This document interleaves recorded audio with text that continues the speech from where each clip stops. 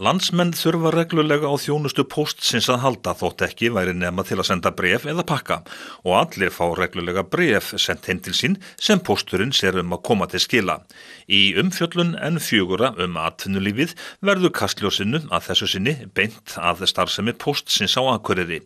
Dreifikerfi póstsins nær til allra heimila og fyrirtækja landsins og pósthús og landpóstar veita viðskiptavinum ýmsa þjónustu og fyrirtækið starfar á alþjóðavísu með öðrum póstþjónustum vörusendingar til og frá landinu.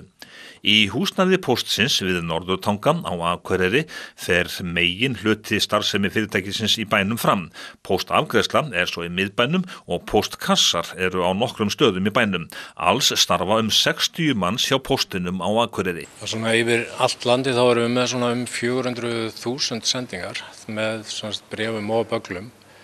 Og hér á Akureyri svona tengistöð þar sem að flesta sendingar koma úr af höfuðborgarsvæðinu. Og hér eru við með svona tengingu sem að skiptist áfram til Húsavíkur og áfram Dalvík, Hólsvörð og Siglufjörð. Þannig að við erum með bíla sem að þetta færist á milli hér. Og síðan náttúrulega áfram austur frá Húsavík á Þórshöfn og Vopnafjörð, Kópasker, Raufarhöfn. Þannig að við erum með töluvert svona mikil umsvif hér. Þannig að miðstöðin hérna, hún svona hjartað á Norðurlandi? Já, það má alveg segja það. Á undanförnum árum hefur dregið verulega úr fjölda almennra bréfasendinga vegna rafrænnar þróunar. Já, það eru töluvert mörg ár síðan að menn fóru að spá falli í bréfapósti og það leynir sér ekkert. Við verðum alveg gríðarlega vör við það að bréfin eru á mikilli niðurleið og fækkar stöðugt með hverju ári. Og það bara tæknin og allt mögulegt sem spilar inn í. En á sama tíma og á móti þá landinn farin að panta vörur í gegnum netið?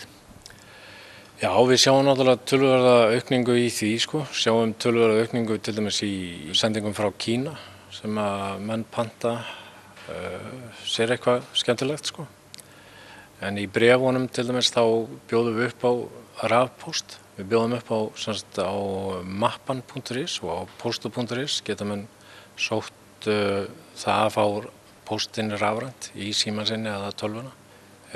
Bögglar svona innanlands eru líka töluvert að aukast. Mikil samkeppni þar að vísu. Dagurinn tekið snemma hjá starfsfólki póstsins við Norðurtanga. Útkeyrsludeild þarf að koma pósti til skila sem fyrst. Já, það eru þó nokkrir bílar sem eru í gangi allan daginn. Fyrirtækin sem að skipta þá við ykkur, hvaða þjónustu bjóðið þið upp á?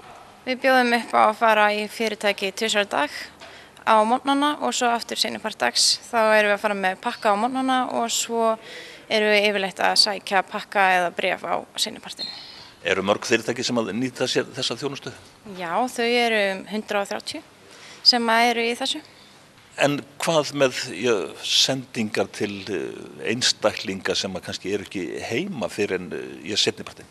Já, þeir geta sótt sendingarna sínar áður en við fara í útkeyrslu fyrir 5, áður að loka hér. Og þeir fá oft sendingu í SMS það að þeir eigi sendingu á pósthúsi. Hver munurinn á A- og B-bréfum þegar fólk fer með venjulega bréf í póst? A-póstur í forgangi og hann berst þá daginn eftir. B-póstur getur tekið alltaf 3 daga í dreifingu og það ódýrari fyrir vikið. Þetta skemmtileg vinna? Þetta þræl skemmtilegt, margt að gera, ýmislegt. Símaver póstsins gegnir mikilvægu hlutverki. Þegar hringt í aðalnúmer póstsins svarað á Akureyri. Mörgum finnst það mjög skrítið að þegar þeir hringja inn í fyrirtækið að þeir telja sig yfirleitt vera að tala við þjónustufulltrúa sem staðstur á höfuðborgarsvæðinu. Sérstaklega menn að spyrja böggla sem þeir eiga á höfuðborgarsvæðinu. En þeir eru að tala við fulltrúa sem staðsettur á Akureyri. Hvernig gengur þessi starfsemi? Þetta gengur bara mjög vel.